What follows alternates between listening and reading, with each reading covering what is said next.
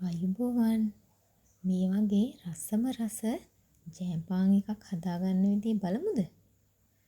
මුලින්ම හැම ඩෝ එකේ වගේම මේ ඩෝ එකෙත් කරන්න තියෙන්නේ සියලුම අමුද්‍රව්‍ය ටික දාලා මික්ස් කරගන්න එක.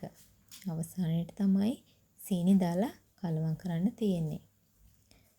බේකරි කරද්දී හැම ඩෝ එකක්ම එකම විදිහට තමයි යන්නේ.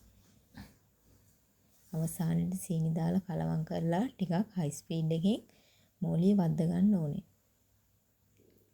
අමුද්‍රව්‍ය ටික ඔක්කොම ඩිස්ක්‍රිප්ෂන් එකේ දාලා තියෙනවා. මම ඒ දාන්නේ පිටි කිලෝ එකකට හදාගන්න පුළුවන් ප්‍රමාණය. ওই විදිහට ඩෝ එක දාලා විනාඩි 10ක් තියලා පිපෙන්න තියලා බෝල ටික කඩා ගන්නවා. කලින් වීඩියෝ බලපු අය දන්නවා කොහොමද බෝල කඩාගන්නේ කියලා. ওই විදිහට බෝල කඩාගෙන චුට වෙලාවක් තියලා මේ විදිහට රවුමට තුනී කරගන්න ඕන ජෑම් පාන් එක හදාගන්න. ඊට පස්සේ තුනී කරලා ජෑම් ටික තමයි ඔයාලට අවශ්‍ය ප්‍රමාණයට ජෑම් තියාගන්න.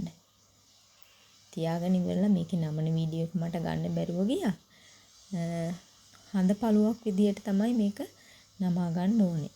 මම ඒ විදිහ ඔය පෙන්නන විදියට නමාගෙන ඊට පස්සේ ඔයාලට පුළුවන් පොඩි පිහියකින් හරි අපි ගාව නම් තියෙන පිහිය කෑල්ල කියලා කියන්නේ ඒකෙන් තමයි කපාගෙන ඔය සුදු පාටට පේන්නේ ඔයාලට.